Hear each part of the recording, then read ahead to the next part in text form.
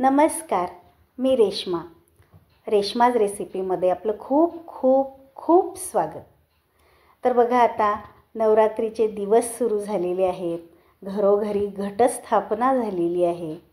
आता बऱ्याच जणांचा नवरात्रीचा उपवाससुद्धा चालू झालेला आहे। आता दररोज घरामध्ये छान असा फराळ होतो, तर दररोज सकाळ संध्याकाळ देवीला नैवेद्य दाखवला जातो आणि घरामध्ये उपवासाचं फराळाचं वेगवेगळे पदार्थ बनतात। तर आता दररोज आपण पदार्थ काय काय बनवायचे, फराळाचं काय काय करायचं, हाही प्रश्न असतो। बऱ्याच वेळा महिला वर्गांना वेळ नसतो, पण घरातल्या मंडळींना काहींना उपवास असतो, काहींना नसतो सुद्धा। त्यामुळे आपल्याला स्वयंपाकसुद्धा करावा लागतो आणि फराळसुद्धा करावा लागतो। अशा वेळेस जर काही वेळेस आपल्याला जर वेळ पुरत नसेल, घाई असेल, तर फराळाचं करायला आपल्याला खूप जास्त काही जमत नाही। तर अशाच एका वेगळ्या सोप्या पद्धतीचं कमी वेळेत बनणारा फराळ आज आपण पाहणार आहोत। अगदी सोपी पद्धत आहे, पटकन होणारा हा फराळ आहे।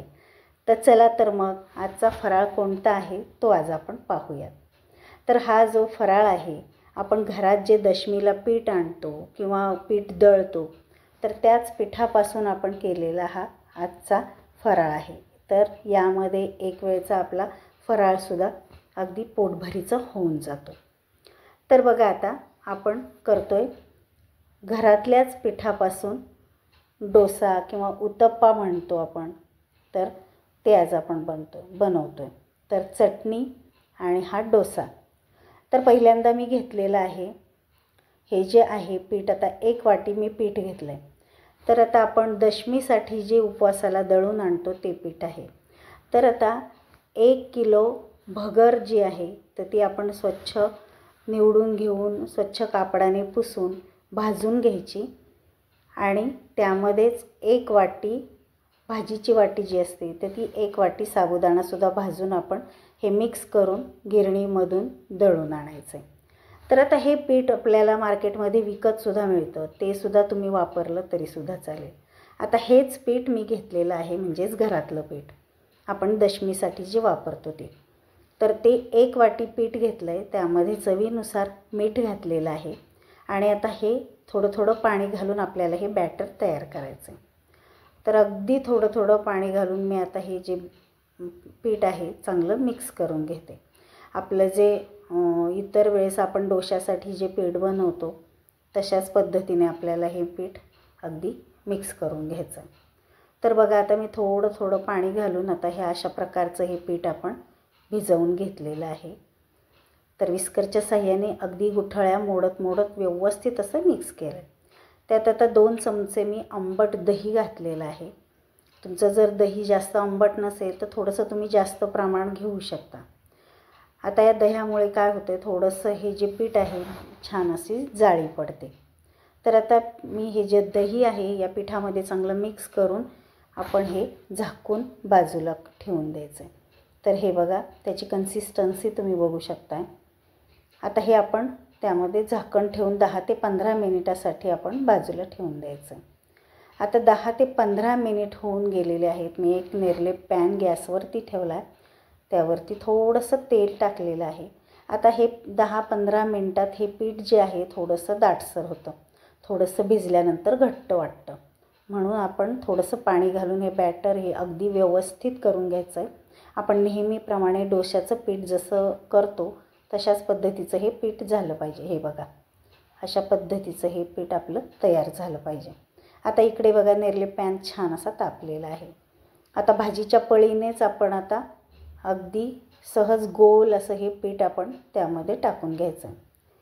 तर अगदी पळीने त्याला फिरवण्याची गरज नाही, अगदी हलक्या हाताने पीठ टाकायचं आहे आणि मध्यम गॅसवरती 1-2 मिनिटभर झाकण ठेवून हे शिजवून घ्यायचं आहे। आता एक साईड छान अशी आपली थोडीशी भाजली गेली की ती जे पलटून घ्यायचं आहे हा डोसा आपण आता दोन्ही साईडने छान असा आपण हा भाजून घ्यायचा। तर आता आपण हा जो डोसा आहे तो प्लेन करतो आहे। तर आता माझ्याकडे घरामध्ये भिजवलेला थोडासा साबुदाणासुद्धा आहे। तर दुसरा आपण जो डोसा आहे तो अजून थोडा वेगळ्या पद्धतीने आपण करूयात। आता ह्यामध्ये आपण साबुदाण्यामध्ये थोडंसं लाल तिखट टाकलं आहे। तर थोडंसं कमी तिखट घ्यायचं आहे, म्हणजेच रंगासाठी हे लाल जे तिखट आहे ते छान वाटतं साबुदाण्याला मिक्स केल्यानंतर. आता हा डोसा जो आहे, प्लेन डोसा जो आहे, तो आपण व्यवस्थित दोन्ही साईडनी छान असा भाजून घेतला आहे. हे बघा. तर आता मी ते काढून घेते आणि आता पॅनवर पुन्हा आपण तेल टाकायचं आहे आणि हे जे बॅटर आपलं आहे तर ते त्यामध्ये पहिलं आपण जसं टाकलेलं होतं बॅटर तशाच पद्धतीने आपण पुन्हा हे टाकून घ्यायचं आहे. आणि आता आपण त्यावरती टाकणार आहोत आपण साबुदाण्याला जे लाल तिखट लावून घेतलेलं आहे. मस्त त्यावरती रंगसुद्धा मस्त दिसतो आणि चवीलासुद्धा थोडंसं हलकंसर तिखट लागतं. आता या डोश्यावरती किंवा या उत्तप्प्यावरती तुम्ही हिरवी मिरची टाकू शकता किंवा थोडंसं बटाट्याचा कीस तुम्ही किसून टाकू शकता. हवं ते तुम्हाला मस्त त्यामध्ये काकडी वगैरे व्यवस्थित असं उपवासाला जे तुम्हाला चालतात भाज्या त्यासुद्धा तुम्ही त्यामध्ये टाकू शकता. आपण आता त्यामध्ये फक्त भिजवलेला साबुदाणा लाल तिखटामध्ये मी मिक्स करून त्यावरती टाकलेला आहे.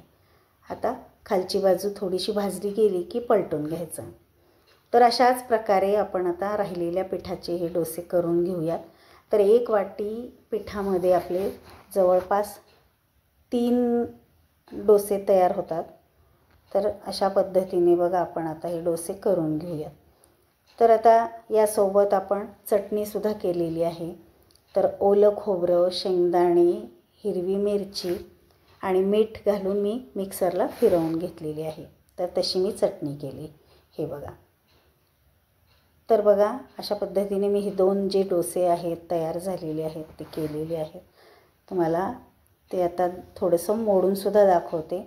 अगदी मऊ छान असे लुसलुशीत असे हे डोसे तयार झालेत आपले. तर आपण हे चटणीसोबत खाऊ शकतो किंवा त्याबरोबर तुम्ही बटाट्याची सुकी भाजीसुद्धा करू शकता. तर बघा अशा पद्धतीने आपले हे डोसे सगळे तयार झालेले आहेत. अगदी थोड्याच वेळात हे आपले हे डोसे तयार होतात. घाईच्या वेळेस तुम्ही हा फराळ नक्कीच करून बघा. जास्त वेळ लागत नाही. आहे त्या घरातल्याच पिठामध्ये आपण हा फराळ तयार करू शकतो. तर ही जी चटणी आहे खोबऱ्याची तर तुम्ही जर करून ठेवली तर 2 दिवस तुम्ही खाऊ शकता. आणि त्यासोबतच हा जर डोसा केला तर पटकन अगदी 5 ते 10 मिनिटात आपला हा 1 दिवसाचा उपवासाचा फराळ होतो. तर हा फराळाचा तुम्हाला पदार्थ कसा वाटला मला कमेंट करून पण सांगा. आणि आपल्या चॅनलवर तुम्ही नवीन असाल तर आपल्या चॅनलला लाईक करा, शेअर करा आणि सबस्क्राईब करा. तर चला तर मग भेटूया तशा छान छान नवनवीन रेसिपींच्या व्हिडिओमध्ये. तोपर्यंत बाय बाय. Take care.